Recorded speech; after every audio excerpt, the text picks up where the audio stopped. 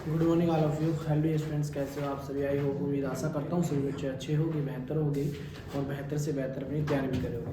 तो last class के अंदर हम मुगल काल के बारे में पढ़ चुके हैं और मुगल काल में हम पढ़ रहे थे 1526 का पानीपत का प्रथम युद्ध हम पढ़ चुके हैं और उसके बाद भारत में मुगल सत्ता क्या हो चुकी है, कायम। तो उन्हीं चीज़ों को हम आगे बढ़ाएंगे और आगे बढ़ाने से पहले ये आपके लिए एसएससी जीडी का और आर्मी के लिए स्पेशल बैच स्टार्ट हो चुका है, जिसके अंदर हरियाणा पुलिस का बैच भी होगा। तो जो भी बच्चा इसके अंदर इनरोल होना चाहता है वो डेमो क्लासेस अपनी लगा सकता है। तो चलिए आगे बढ़ाते हैं और देखते हैं मुगल काल के बारे में। तो मुगल काल के संस्थापक कौन थे भाई?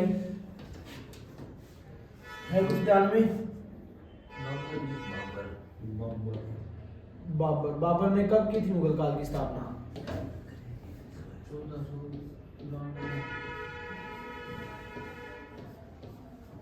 मुगल वंश कब से कब तक चलाई? 1857। मुगल वंश की स्थापना करने वाला महान व्यक्ति था कौन? बाबर। बाबर कब शासक बनता है? 1526 में शासक बना भाई। और कब तक रहेगा ये? 1530 तक बाबर क्या रहता है? शासक रहता है। इसकी बाबर की अगर हम बात करें, इसकी हम चर्चा करें, तो यहाँ पे एक युद्ध हो चुका है। कौन सा भाई? पानीपत का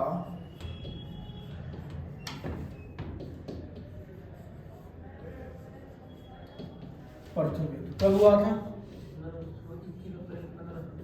21 अप्रैल 1526 को हुआ था पानीपत का प्रथम युद्ध। किस किस के बीच हुआ था? बाबर और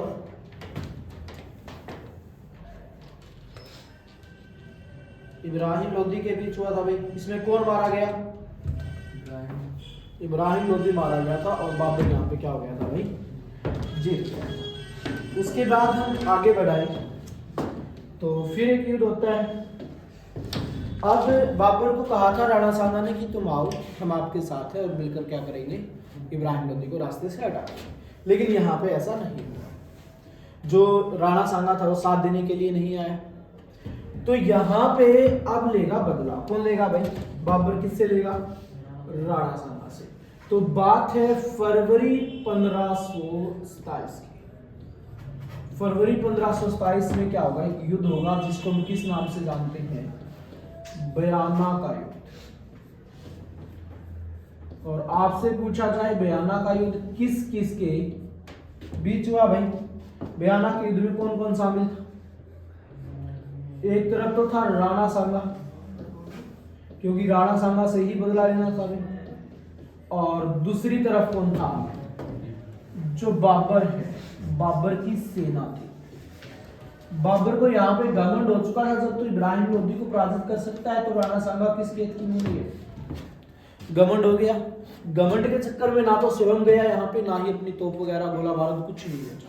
सिर्फ सेना को भेज दिया कि जाओ और बाबर को, उसको राणा सांगा को खत्म करके वापस आ जाओ।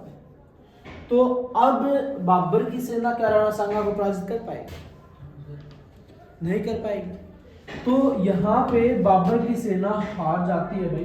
हार के अपनी जान बचाकर ये क्या आ जाती है? ये आ जाती है वापस। उसके बाद अब बाबर को गलती का एहसास हो गया कि बाबर तूने गलती कर दी। अब बाबर क्या करेगा? समझ जाएगा। कब की बात है? मार्च 1527 की। मार्च 1527 में फिर एक युद्ध होगा और वो युद्ध कौन सा होगा भाई? वो युद्ध होगा खानवा का युद्ध। इंपॉर्टेंट युद्ध बन जाता है ये। खानवा का युद्ध कब हुआ? तो आप कहोगे मार्च 1527 में। बयाना का कब हुआ था? फरवरी 1527 में। तो खानवा का युद्ध होगा। किस किस के बीच होगा खानवा का युद्ध भाई? एक तरफ होगा राणा सांगा और दूसरी तरफ कौन होगा? दूसरी तरफ होगा बाबर भाई। अब बाबर यहाँ पे कोई गलती नहीं करने वाला, बाबर सब कुछ अपने साथ लेके जाएगा, तो वो गोला बारूद जितना हथियार थे सारे लेके जाएगा यहाँ पे। अब युद्ध करने के लिए पहुंच गए मार्च के अंदर अगले ही महीने, लेकिन जो बाबर की सेना थी युद्ध करने से क्या कर देती है, मना कर देती है। युद्ध करने से साफ साफ मना कर दिया जी हम युद्ध नहीं करेंगे। क्यों नहीं करेंगे जी, ये आधा पागल इंसान है, जब ये काटना शुरू करता है ना कुछ देखता ही नहीं, कहाँ से काटना है कहाँ से छोड़ना है, बस लगा रहता है आंख बंद करके। तो हम इससे युद्ध नहीं कर सकते, हमें माफ करना। अब सेना ने क्या किया भाई, युद्ध करने से मना कर दिया। अब बाबर क्या करे बेचारा, है बाबर के पास कोई इलाज, कोई इलाज नहीं है, तो बाबर कुछ नहीं कर सकता। तो बाबर यहाँ पे क्या करेगा, एक नारा देगा, और वो नारा कौन सा था, वो नारा था जिहाद का। एक राजनीतिक युद्ध को एक धार्मिक युद्ध बना दिया। बोला ये कि सारे के सारे जिहादी हैं और ये हमारे धर्म को नुकसान पहुंचा रहे हैं, हमें क्या करना है, हमारे धर्म को बचाना है। राणा सांगा को ऐसा बोल दिया गया। अब राणा सांगा क्या, सॉरी बाबर की सेना क्या करेगी, युद्ध करेगी, धार्मिक राजनीतिक युद्ध को धार्मिक युद्ध बना दिया। तो क्या बाबर की सेना युद्ध करेगी,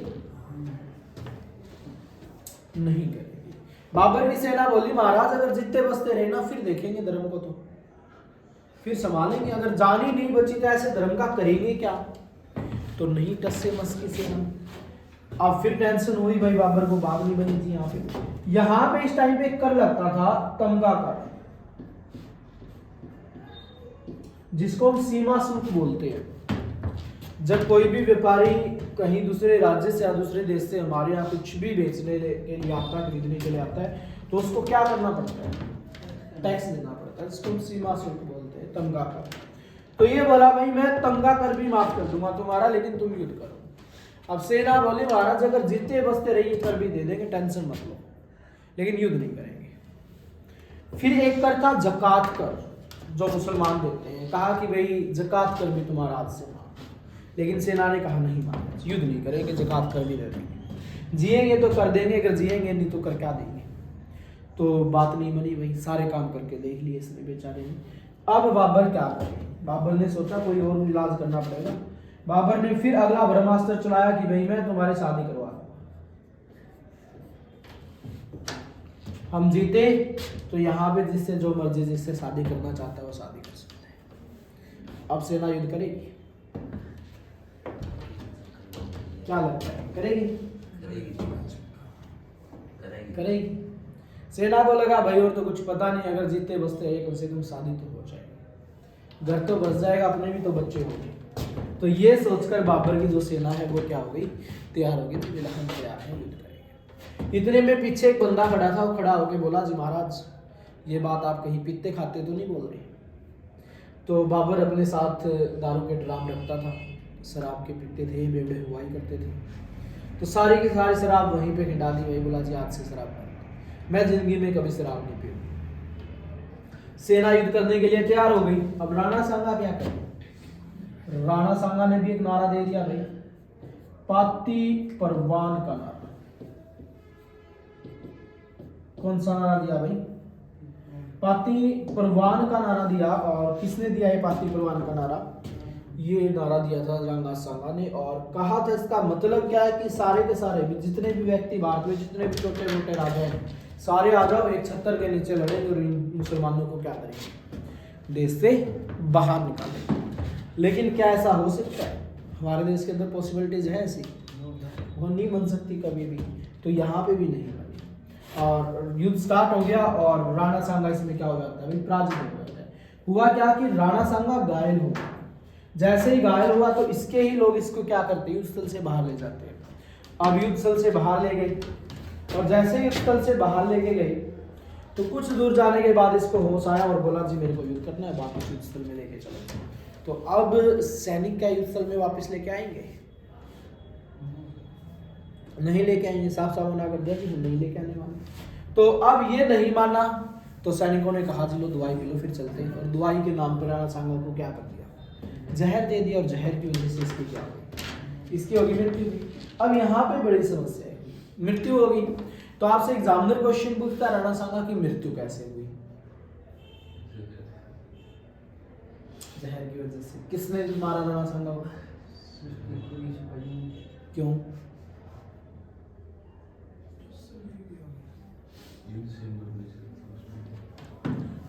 युद्ध में मरे से अच्छा बाहर मारो। युद्ध होते ही मरने के लिए जो राणा सांगा के सैनिक थे वो नहीं चाहते थे कि हमारा महाराज किसी मुसलमान के हाथों मारा जाए, भले ही मौत कल आंधी आज आ जाए लेकिन मुसलमान के हाथों। ये सोचकर इन्होंने जहर दिया था, ना कि कोई ऐसी इनकी इच्छा थी कि भाई हमें सियासत मिल जाएगा या वो हो जाएगा, सिर्फ इसलिए कि हमारा मालिक किसी मुसलमान के हाथों नहीं मारा जाए। और वो आप भी जाते तो जाहिर बात है बाबर के हाथों क्या हो जाता। तो यहाँ पे राणा सांगा की क्या हो गई, मृत्यु हो गई। अब आपसे क्वेश्चन पूछता है खानवा का युद्ध कौन जीता? खानवा का जो युद्ध जीता वो जीता बाबर। लेकिन बाबर तुर्की भाषा में अपनी बायोग्राफी लिखता था, खुद के बारे में लिखता था, जिसको हम ऑटोबायोग्राफी बोलते हैं। तो बाबर खुद लिखता था तुर्की भाषा में, और बाबरनामा में उसने लिख रखा है कि जो राणा सांगा है इससे महान योद्धा, इससे पावरफुल योद्धा पूरे भारतवर्ष में ना तो आज तक कभी हुआ है और ना ही कभी होगा।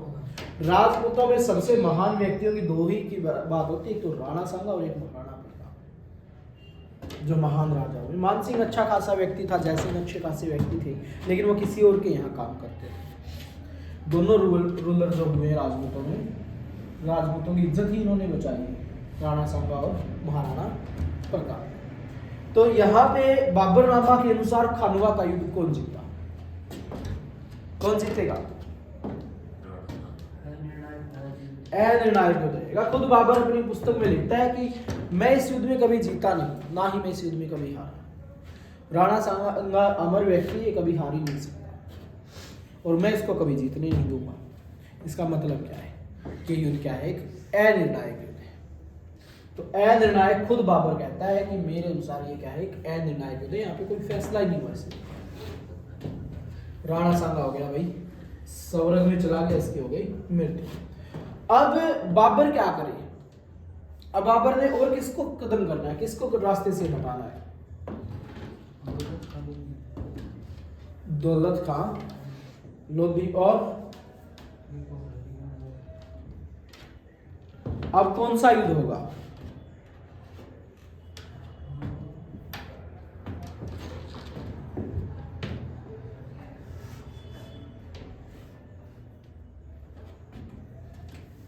बताओ, गागरा का होगा या चंदेरी का होगा?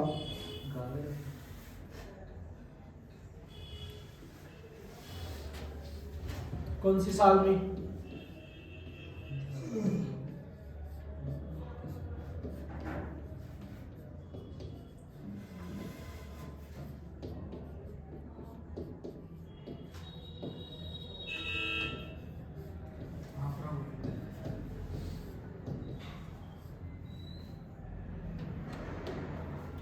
चंदेरी का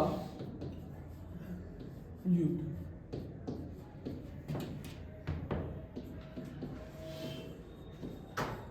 1529। एकमात्र युद्ध जो थल और जल दोनों पे लड़ा गया। थल और जल का मतलब क्या है?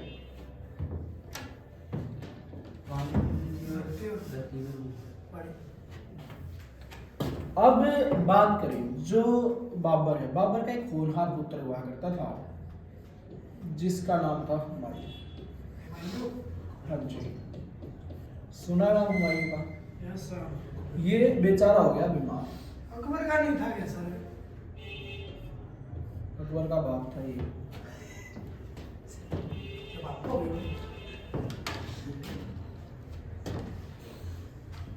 अकबर का ही बाप था। तो जो हुमायूं था ये हो गया बीमार, इसको हो गई गले की बीमारी। बीमार हो गया, भारतवर्ष के सभी ऋषि मुनियों को बुला लिया, जी आ जाओ करो इलाज इसका। वैद्य थे जितने भी सबको बुला लिया, कोई इलाज नहीं कर पा रहा है। इसकी दिन पे दिन क्या हो जाता है, जो हालत है और भी बदतर होते जा रही है। और रोज ये और ज्यादा बीमार होता जा रहा है। बाबर की टेंशनें बढ़ गई यार, एक टिंगर का लेन देन जो वो यही बीमार हो गया। डंका तो यही था, बाकी इसके भी बाप हैं निकम्मों में, तो इसको बचाना भी जरूरी है। तो सभी ऋषि मुनियों को भी बुलाया गया, भाई आ जाओ भाई, तुम ही बता दो कोई इसका इलाज, वैद्यों पे तो हुआ नहीं।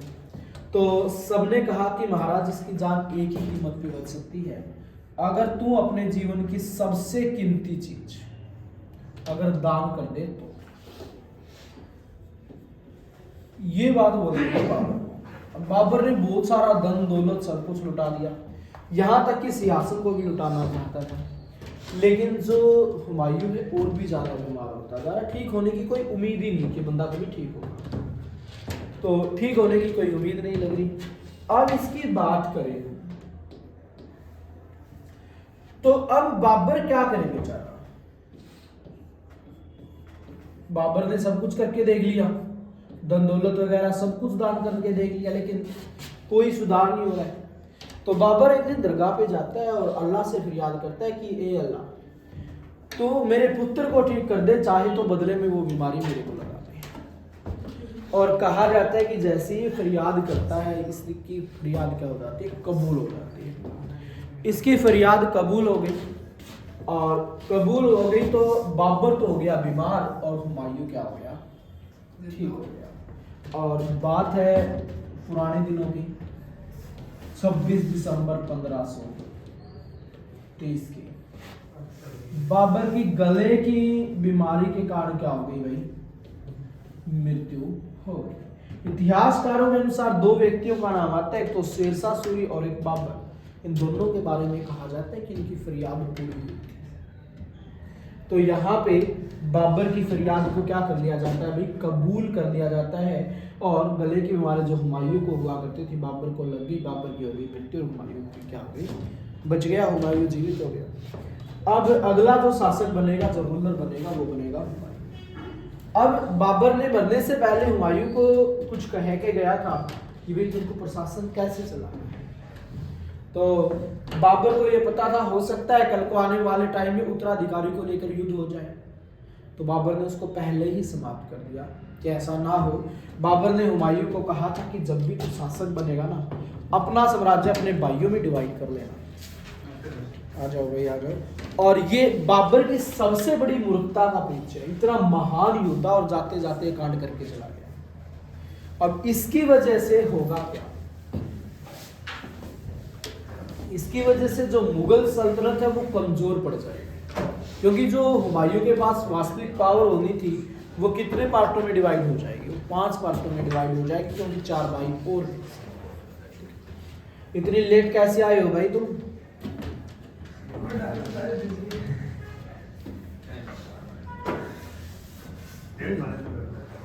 क्यों कौन करके बुलाया गया है ना?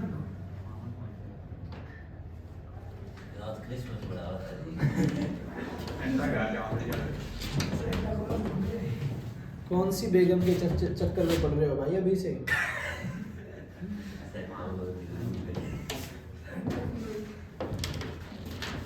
कर लिया करो, बेगम क्लास में आ जाएगी।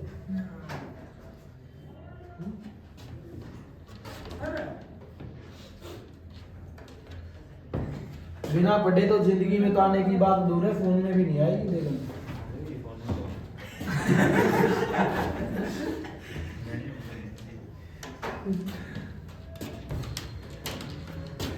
चलो भाई, अब शासक बनता है कौन? हुमायूं। अब हुमायूं शासक बनेगा।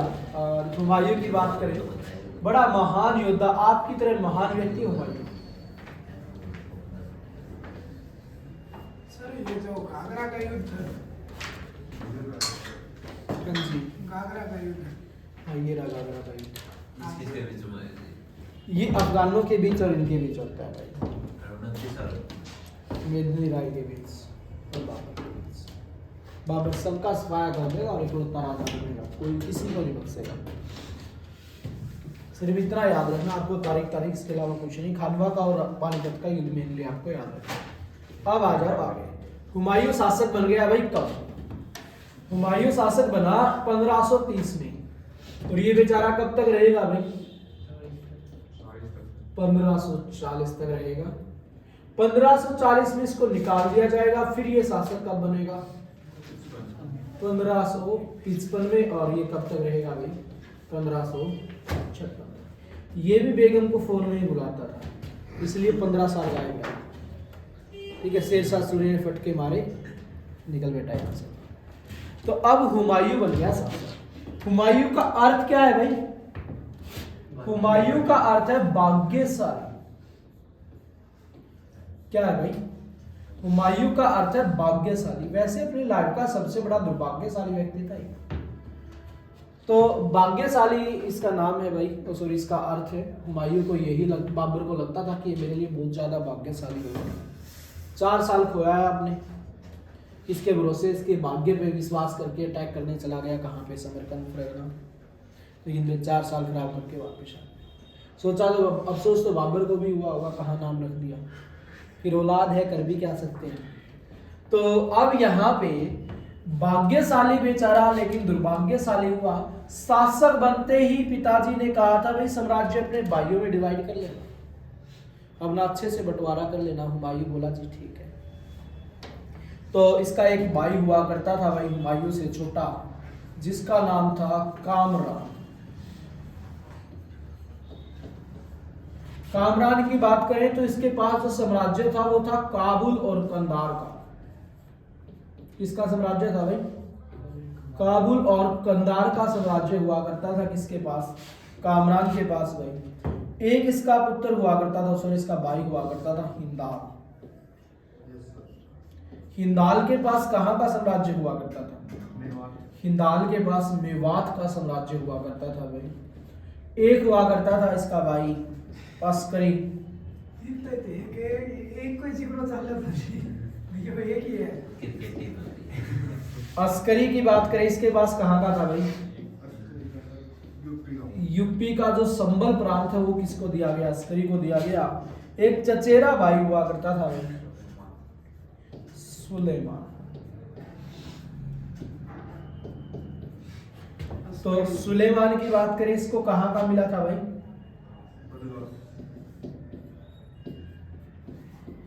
बदकास का एरिया। तो अब साम्राज्य को अपने 4 भाइयों में डिवाइड कर लिया, कामरान, हिंदाल, अस्करी और सुलेमान। अब भारत का साम्राज्य 5 व्यक्ति मिलकर चलाएंगे, तो जाहिर बात है साम्राज्य कैसा होगा? कमजोर होगा। जब विभाजन होगा, जब 2 भाई अलग होते हैं तो क्या क्या बढ़ता है उनका? सब कुछ तो बढ़ जाता है।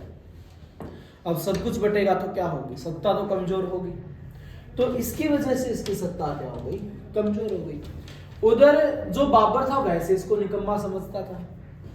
बाबर कहता था बेटा तू कुछ करने लायक नहीं है, कुछ नहीं कर सकता तो अपनी जिंदगी में। अब ये शासक बन गया, समस्याओं के साथ तो शासक बना। इसकी जो बहन हुआ करती थी गुलबदन बेगम, उसने इसको राजा बना दिया। नहीं तो राजा भी नहीं बनता, कोई और ही बनता।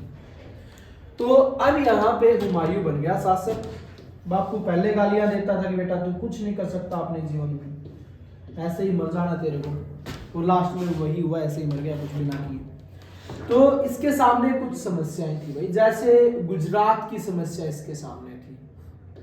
गुजरात के राजा उनको लगता था कि ये बंदा कुछ करेगा और इससे डर रहता था। उसके बाद अफगानों का भी इसको डर रहता था भाई। मेनली तो 2 हुआ करते थे, गुजरात और अफगान, और इधर राजपूतों से भी हल्का फुल्का डर था इसको बेचारे। लेकिन जो मेजरली गुजरात वाले और अफगान वाले शासक हुआ करते थे, अब धीरे धीरे इसको क्या करना है अपने शासनकाल में? इन सबका सफाया करना है। तो कर पाएगा या नहीं कर पाएगा? कोशिश तो करेगा। कोशिश करने वालों की हार नहीं होती, यही है। अब बात करें हम, सबसे पहले ये कहां पे अभियान चलाता है?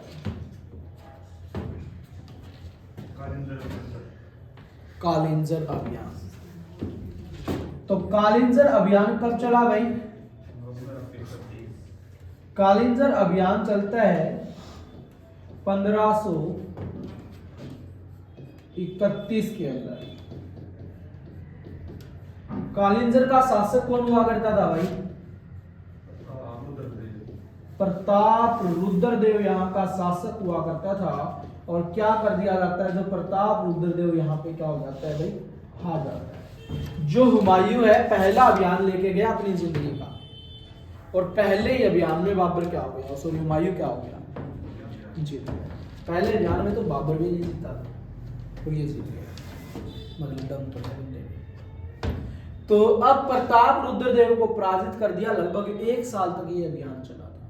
प्रताप रुद्रदेव को पराजित करता है और बड़ा खुश हुआ कि मेरे लो बापू ऐसे ही गालियां दे करता, देख पहली बार आया, पहली बार में एक बंदे का काम सटका दिया।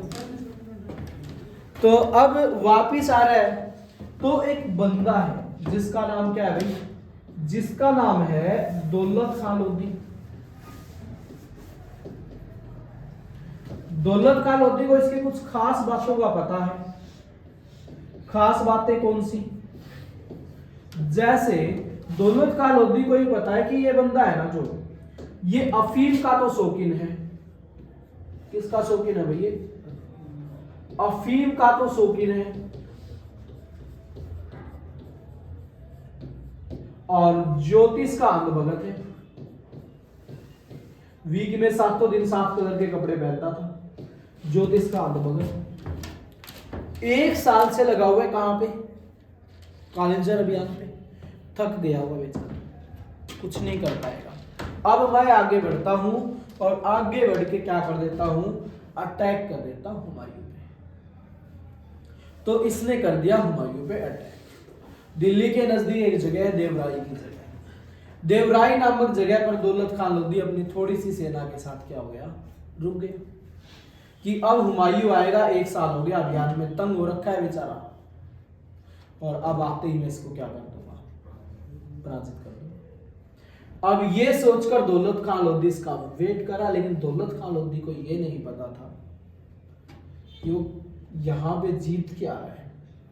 अब तो किसी के बाप को ना छोड़े। तो दौलत खान लोधी बेचारा गलतफहमी के चक्कर में फंस गया। तो दौलत खान लोधी फंस गया हुमायूं को, भाई हुमायूं ने तोड़ा इसको। और अब दौलत खान लोधी क्या करे, दौलत खान लोधी यहां से भाग गया, और यहां से भाग के गया कहां पे, चुनारगढ़ के किले। चुनारगढ़ का किला कहां पे है, बिहार में है भाई। कौन बैठा हुआ है चुनारगढ़ के किले में, शेरशाह सूरी भाई। बड़ा महान व्यक्ति बेचारा शेरशाह सूरी, इससे महान कोई हो ही नहीं सकता। अफगान था सबसे बड़ा दुश्मन। शेरशाह सूरी के पास चला गया दौलत खान लोधी, भाग गया पीछे पीछे हुमायूं भाई। हुमायूं गया और चुनारगढ़ किले की क्या कर दी, घेरेबंदी कर दी इसने। अब चुनारगढ़ के किले की घेरेबंदी कर ली, किसने कर दी, हुमायूं ने।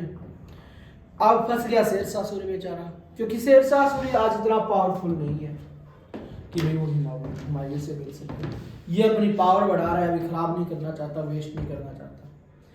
तो अब शेरशाह सूरी को क्या करना पड़ेगा, हुमायूं के साथ संधि करनी पड़ेगी। कहेगा हुमायूं देख भाई युद्ध तेरो दुश्मन रहे, इसने तू कर दे माफ, आखिरी बार मेरे कहने से माफ कर दे। मैं और ये दोनों मिलकर क्या करते हैं, आपकी सजाता स्वीकार करते हैं। आपके खिलाफ कभी कोई षड्यंत्र नहीं रचेंगे, आपके किसी भी दुश्मन को कभी कोई शरण नहीं देंगे।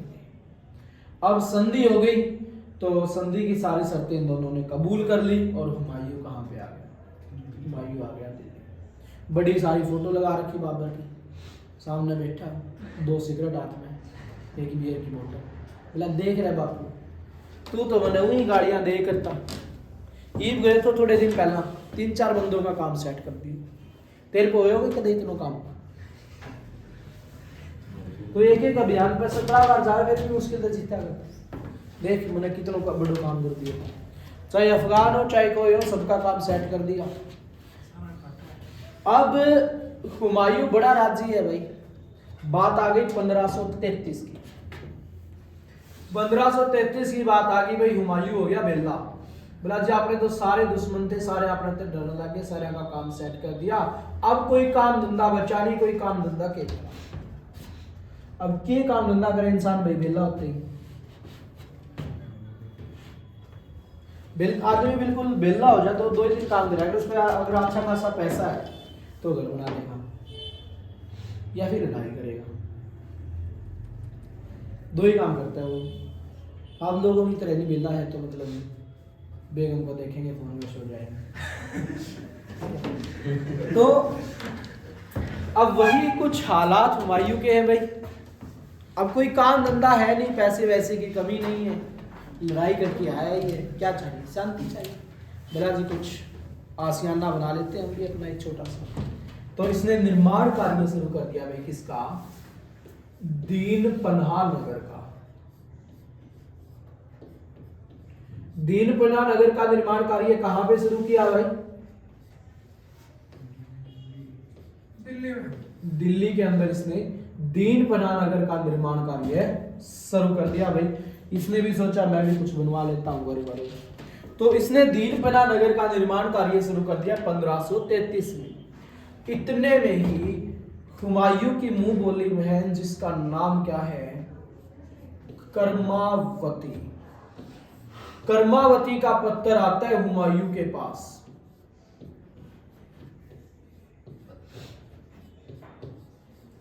हुमायूं के पास पत्थर आया और पत्थर में क्या थी भाई?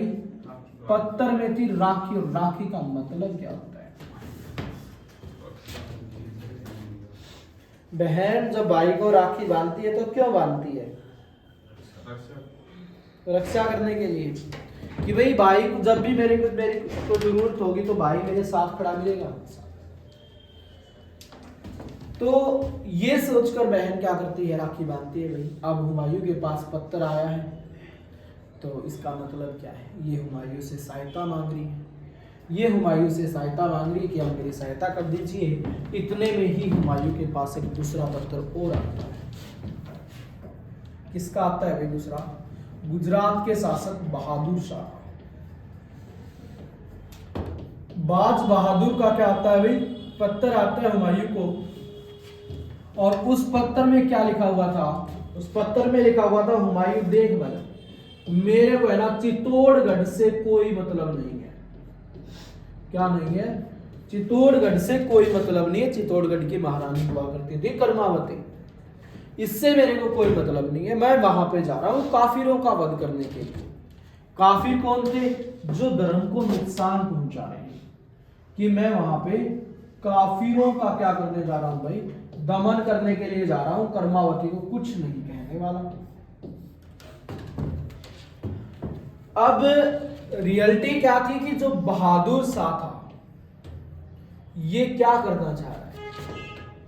यहां पे एक शासक हुआ करता था बनवीर, जो अपनी वो करना चाहता था, साम्राज्य को हथियाना चाहता था चित्तौड़गढ़ को। बहादुर शाह उसकी सहायता करने के लिए जाता है ताकि आज मैं इसकी सहायता करूंगा तो कल को ये मेरी सहायता करेगा।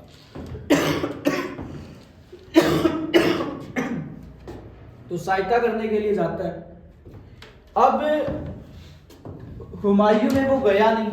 इसको यह था कि भाई कर्मावती को तो कोई प्रॉब्लम है ही नहीं तो क्यों जाना। हुमायूं दिल्ली में बीच रहा।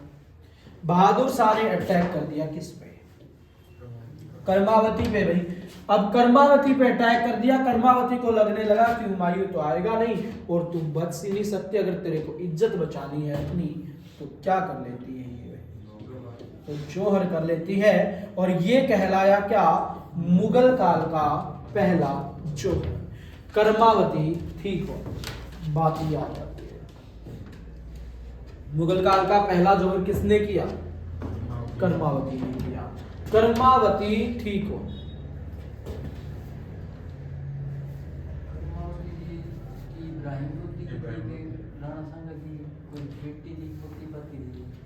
राणा सांगा की पुत्री हुआ करती थी।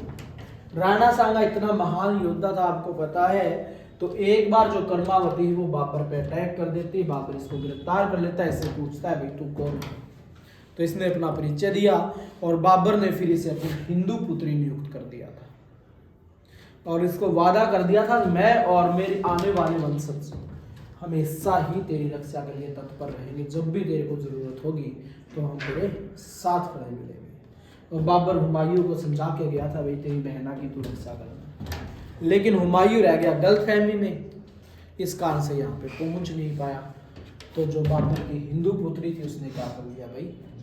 जौहर कर लिया, जिसका नाम क्या था? कर्मावती। अब इसको पता चला भाई यार ये तो गलत काम हो गया, ये तो बाज बहादुर तो क्या चाहता था, अपनी पावर बढ़ाना चाह रहा है ये तो अब अगला अभियान किस पे चलेगा, बाज बहादुर पे चलेगा। कब? 1535 में। ये भी क्या हो जाएगा भाई, हार जाएगा। उसके बाद इस बाज बहादुर की मृत्यु हो जाएगी कब, 1537। हमारी बड़ा खुश। लो आज तो एक दुश्मन भी नहीं बचा, फिर गया बाबर की मूर्ति दो बोतल उठा देख रहे बापू, और दे बने गाड़ियां सेट कर दियो ना थोड़े दिन में सबका सिस्टम। इकलौते आप ही राजा है बस। 2 बोतल चढ़ा रखी थी, 2 हाथ में थी, आराम से पहुंचा हुआ है। इतने में पीछे से एक सैनिक आया, महाराज किस लैब में जी रहा है? बोला क्या हुआ भाई? बोला तेरा बाप शेरशाह सूरी संधि की सारी शर्तें तोड़ चुका है। 2 बोतल चढ़ाई थी, दोनों की दोनों उतर गई। अब दोनों उतर गई भाई बेचारा, अब किस पे अभियान चलाएगा? अब चलाएगा शेरशाह सूरी पे अभियान। तो शेरशाह सूरी पे अभियान चलाएगा। अब की बार शेरशाह सूरी क्या कर देगा, हुमायूं को पराजित कर देगा और हिंदुस्तान के सियासत पे क्या कर लेगा, अधिकार कर लेगा। अब यहां तक तुम्हारी कोई इच्छा हो, श्रद्धा हो पूछने की तो आप पूछ सकते हो। ये पता कर दिया सर, देखा सूर्य आ रहा जी तो अभी जिता हरा भी देंगे और जिता भी देंगे, टेंशन क्यों ले रहे हैं? हां तो महीना आ रही थी बेचारे की तुरंत तो बने हो ये आ रही तुरंत राजा कहाँ है? तो 37 में बोल रही 7 साल हो गए लगे हुए। 3 साल हो गए। बेवड़ा शासक इतना बड़ा 7 साल राज कर गया, ये 3 साल और करेगा, घिसा पिटा जैसा भी होगा, मर के जिएगा बेचारा 3 साल और, फिर हर रोज ही मर के जिएगा। तो चलो भाई, है कोई इच्छा तुम्हारी? कोई इच्छा नहीं है। एक बार सेट हो गई जी। साइड को है क्यों सेट को है?